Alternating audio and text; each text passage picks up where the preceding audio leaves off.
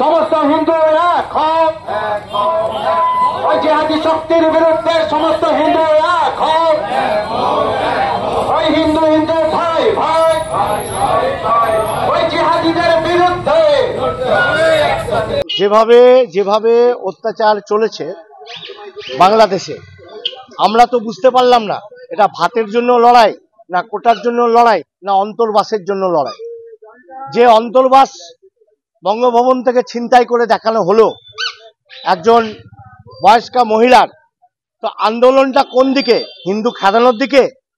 ধরে ধরে হিন্দুর ঘর বাড়ি জ্বালিয়ে দেওয়া হচ্ছে, ধরে ধরে হিন্দু মন্দির ভাঙা হচ্ছে। তো তার বিরুদ্ধে তো প্রতিবাদ আমাদেরকে করতে হবে। ভারতবর্ষে এই প্রতিবাদ চারিদিকে হচ্ছে, আমার আজ বহরমপুর শহরে হচ্ছে, চলতেই থাকবে এই প্রতিবাদ। এছাড়া তো আমাদের হাতে আর কোনো উপায় নেই। এই আন্দোলন কোটার বিরুদ্ধে আন্দোলন নয়, এই আন্দোলন হিন্দু খেদানোর বিরুদ্ধে আন্দোলন। বাংলাদেশে যে 4% 5% হিন্দু আছে তাদেরকে খেদানোর আন্দোলন।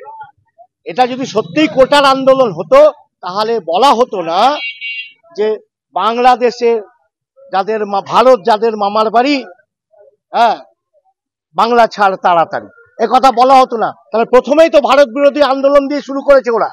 তাহলে ভারতবর্ষের দোষটা কোথায় এখানে?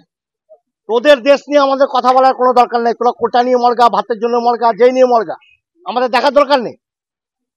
এই লড়াই তো আমাদের বিরুদ্ধে, বিশেষ করে আমাদের সনাতনী সংস্কৃতির বিরুদ্ধে লড়াই।